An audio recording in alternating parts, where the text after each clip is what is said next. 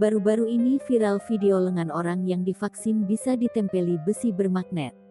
Pihak Kementerian Kesehatan atau Kemenkes buka suara terkait berita viral besi bermagnet yang bisa menempel pada lengan orang yang mengaku telah divaksin. Hal ini disampaikan oleh Direktur Pencegahan dan Pengendalian Penyakit Menular Kementerian Kesehatan, Kemenkes, Siti Nadia Tarmizi, Jumat tanggal 28 Mei tahun 2021. Nadia mengatakan vaksin corona mengandung bahan aktif dan non-aktif. Logam, sebut Nadia, bisa menempel pada permukaan kulit yang lembab karena keringat. Jadi, klaim adanya daya magnet dari vaksin tidak benar.